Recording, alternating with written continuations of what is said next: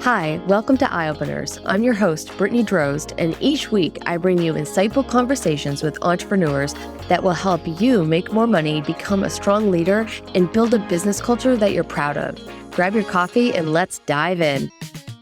Hello and welcome to Eye Openers. Thank you guys so much for joining us. It is always a pleasure to deliver eye-opening insights that help make your business and your life better.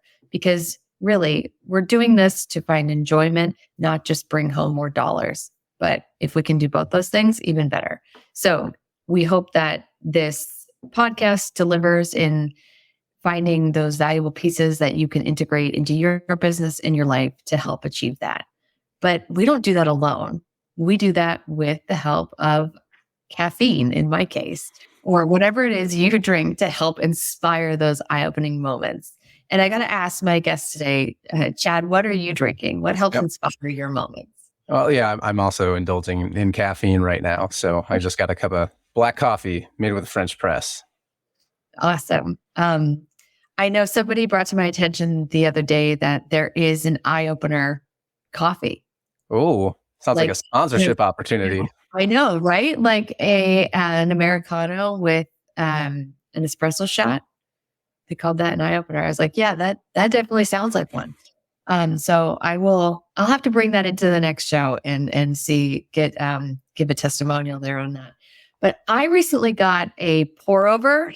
So you're using a French press, right? So like one thing we don't talk a lot about, like how the different ways to make coffee around here. But I have really enjoyed kind of the presence of mind that is like coming with the gradual process of like making the singular cup of coffee. One downside, I only make one because it takes so long to do it. So maybe that's an upside. You'd have to ask my doctor, but I had it today and I brought it into my home office here. My husband's like, "Oh, can I have one?" And I'm like, I'm sorry. You have to go make your own. It takes like a good 7 minutes. So you're out of luck, buddy. But I do like the flavor of it. What has made you a French press person? Well, I think it brings out more of the flavor than just like a drip brew, which captures a lot of the acidity that gives some of the lighter roasts the flavor in like a traditional drip press. And I agree with you. Like one cup pour over is just too time consuming, but you got to love the process. I mean, that's kind of what I do for a living, is process. So you got to love the process to also love the outcomes. I hear you. Well, let's actually get more into that and let people understand why Chad is here with us today and what kind of insights they can glean from your experience. So I have a brief bio here that I'll try to do justice. That early in your career as a quality engineer, you quickly found your niche and passion in continuous improvement. So it sounds like a process that, just kind of lit you up and realized you could grow and you took advantage of that. So now with years of experience as an internal change agent for larger organizations, including 3 Fortune 500 companies, he takes the operational excellence mindset beyond the shop floor.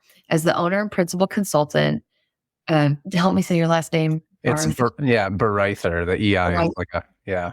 Bareither Consulting, a group consulting. He enables organizations for sustainable continuous improvement. Chad partners with his clients to clarify and deploy their strategy, make process improvements to achieve those goals, and establish a system for daily management of the business. So these 3 elements of the focus and align framework are the subject of the forthcoming book to help even more organizations and leaders get their time back and improve performance. I love that. Thanks so much for being here with me, Chad. Yeah, it's an honor. Thanks for the invite. Yeah.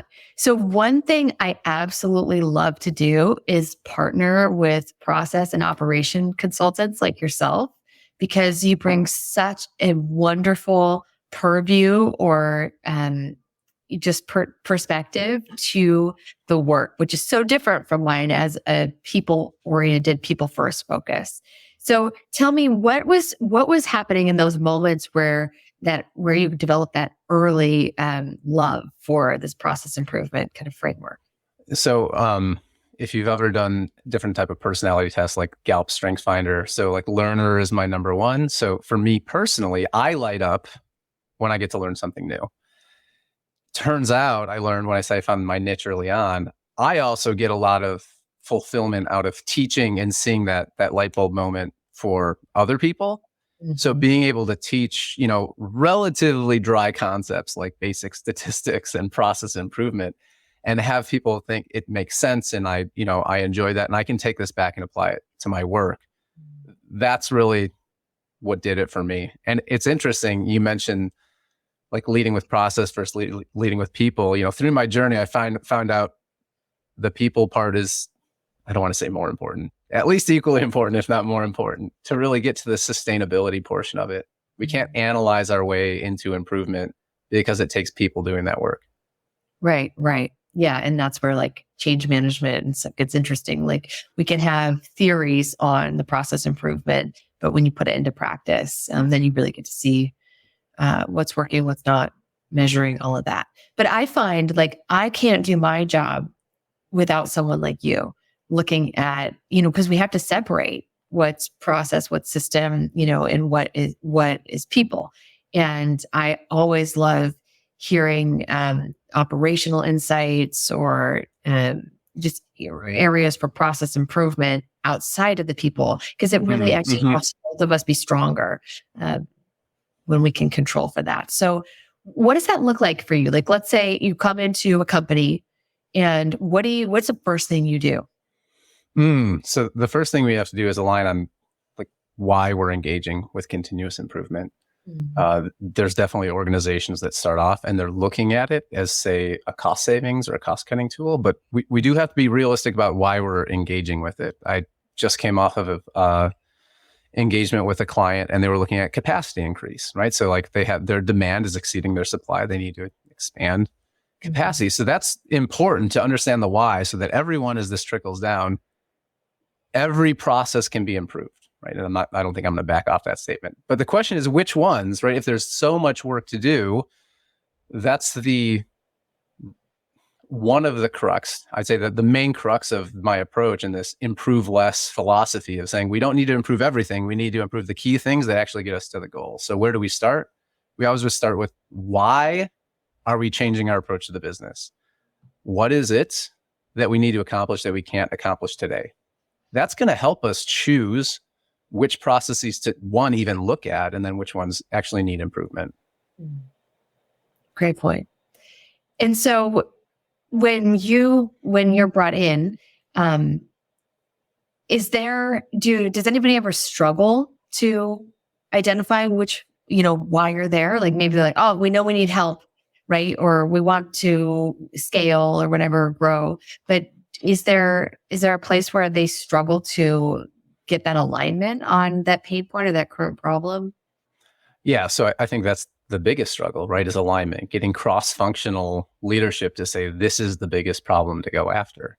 So as any organization starts to get larger, you don't have one strategy. You probably have strategic pillars, but you have like an HR strategy and a technology strategy and an operations strategy and a supply or procurement strategy.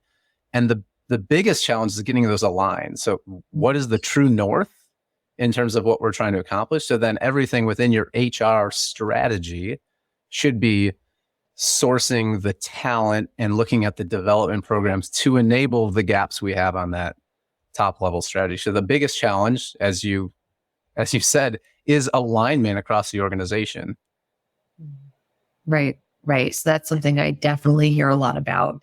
And spend my days like deep in executive leadership teams trying to figure out like, okay, well, how can we say that in the meeting with those key people there so that they can understand your perspective, and how can we get alignment there? And then, so let's say we achieve the magical, stars aligning there and finding that North Star. What next? Do you do? Are you investigating? Are you talking to team members? What kind of information do you need to help drive your decision making?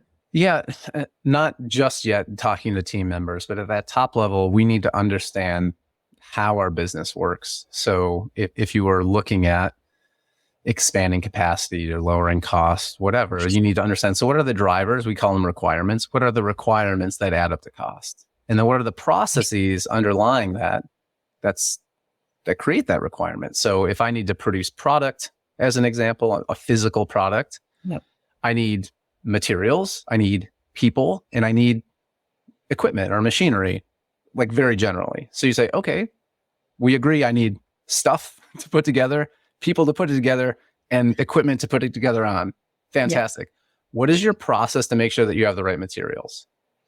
Oftentimes we have that. What is your process or processes to make sure that we have the right people here today to assemble that product? And then we actually can get down and say, there are gaps. We either don't have a process or the process is insufficient. Now this kind of bridges into, now we go to the lower level teams and say, what processes are or aren't working? If this is how we measure success of the process, now we have a leading indicator that's going to help us get to that goal. Right. Okay. That's super interesting. I love the way you think about it as like requirements. Even just a shift in a word like that can really highlight maybe even some hidden biases or, ways that we are looking at the problem that is stopping us from creating better solutions. So I really like the language you're using there. Can you tell us a story about a time when you worked with a client and it didn't go very well? Now, I force everybody to tell a failure story for a few reasons, because I think that there's a lot of learning opportunity in that. But so many members, what I've realized is when you go on and you look for business books or podcasts or ways to learn, it's these glory stories. It's, pie in the sky, and then everything worked out perfectly and whatever. I think it's so important, especially a small business owner myself, to hear from people who are experts in a certain way that they can learn from you, and that there's a process improvement for you too, right? You're not just going to teach us about, but you are also process improving yourself along the way. More than one comes to mind, but because our conversation kind of started off on this interface between people and process, there was a particular engagement I was on, and this is a manufacturing related example, or at least the case study. So, we'll try to zoom out and talk about the broader concepts there. But in this particular case, we were looking to increase productivity of the line. So productivity in that case, meaning they weren't looking to eliminate people on the line. They were looking to get more product out with the resources they have. So this wasn't a headcount reduction target. It was being able to produce more. So great. We figured out one of the ways that we could produce more. Again, this is kind of analyzing our way to improvement. The thing I said a few minutes ago not to do. And we said, if we could take one of the individuals off the main assembly line. So if we're producing a product or service and we have a main assembly line, and that took 4 individuals, and we say, but we oftentimes have to stop that because we run it with 4 to run some of the sub-assemblies to come in. On paper, in Microsoft Excel, it all worked out. We can do this with three people, reshuffle around the work, still hit our target time, and this other individual could be dedicated to producing one of the product variant specific sub-assemblies. Great. It all looks good on paper. It's in the presentation. This is a couple week engagement on a process improvement. We've got, the fancy presentation already to brief out the plant manager and the ops manager and everything else. And one of the assemblers gets, enough guts to tell me it's not going to work. And I'm like, it's going to work. Yeah. Because it's too late for it not to work.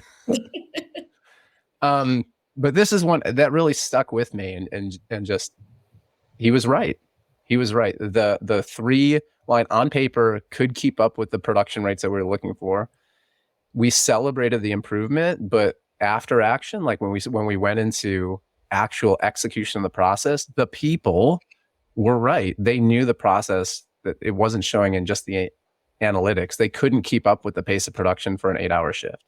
And so we missed a few production targets had to make some adjustments. We covered with overtime in the short term, but that's one that still sticks with me, of like, the people were telling me it wasn't going to work, but my job was to get the productivity. So I was going to sell the productivity. And the importance there is that, you mentioned the word change management, like you need to bring the people along with you in the change. And if you can't do that, it doesn't matter what the improvement is. It doesn't matter what the improvement quantification or cost savings is, that you can't achieve it. And so I, in retrospect, should have hit the pause button and stood up to that leadership team and basically said, we can't hit the targets that we're looking for. Right. Yeah, it's such a cool story. I really commend you for sharing that. I think so often, I know, especially when companies hire you as an outside person, that happens for me. When I first started, I felt like I had to know everything and I had to give them all the answers. But the truth is you're not going to know some of this stuff until you try. And I've gotten so much more confident at saying that at the outset, to drive appropriate expectation. We're going to try to figure this out on paper, and then we're going to see what that tells us. And then we're going to put it into practice and we're going to see what happens. Right. Or, like you said, it wasn't sustainable for them to drive at that pace, for that amount of time. A bathroom break, something as basic as a bio need like that we is sometimes tough to calculate for. But when we see things in practice and we are willing to hear from people who we're actually relying on to execute and to perform, we can really incorporate valuable feedback. But we have to be willing. It's like a human. I love that phrase you use when you go from coming off the paper and into practice. I think that's right on, because that's what we refer to as the threshold of knowledge, right? We can calculate, you can measure everything in the current state. Once you change the process, you're never 100% sure. But in that situation, I tried to present myself as 100% sure we could get it, despite the fact I was getting contrary information. I think that's the biggest thing, to step back and have some humility and embrace those mistakes. Right. There's learning for everybody there, for sure. And then you get to see, I know for me, is loving the people part of it. You get to see how people respond in that situation. When things don't work out as planned, and what do people do with that? It'd be really interesting and really telling. But I feel in that story, the bigger eye opener right there is that you were willing to adopt your own philosophy of continuous improvement. That it didn't work out exactly as you planned. You thought this was 100% certain on paper, and then it didn't work out that way, but that you heard that person and you made changes. Well, I'm glad that you put the positive spin on it, because I felt a little bit more like the proverbial duck, very smooth on top, but paddling like hell underneath to figure out why this went wrong. So yes, in retrospect, for me, it was the continuous improvement cycle, right, of checking and adjusting. So thank you. Of course. So what do you do in your own business to look at continuous improvement, and what's ahead for you? What are you looking at? So there are a few things. So every engagement's an opportunity to learn, right? So I'm reflecting in between. So that's whether I've delivered an individual workshop and getting feedback. So to check and adjust, to continuously refine that approach. At the conclusion of a workshop, direct feedback from the client, as well as what I recognize went well, didn't go as well. And then right now, really working on continuing to refine my systems and processes. Yes. So even a process improvement consultant has systems and processes that we're trying to improve. Some of those are our backend processes that no one will ever see, like scheduling calls and performing invoicing. But that's time that's consumed, and it's non-value added time for the client. So if I can free up that time by improving the process, fantastic. That's more time I have for delivery. And then most of what we talked about on the front end is improving the actual value delivery of what do I see works and doesn't work. And really over 15 years of doing this, I've honed that down to kind of Occam's razor principle, right? Of the simplest explanation is probably the best one, of really trying to narrow in some of the methodologies and tools over time to see what is really the minimum we need to start with. We can always add complexity rather than starting with, a broad tool chest and then getting confused about which instrument to pull out at the right time. Gosh, I love that example of Occam's razor, because from the people perspective, right? We want to shrink the change. So the less you ask people to change, the more successful it's going to be.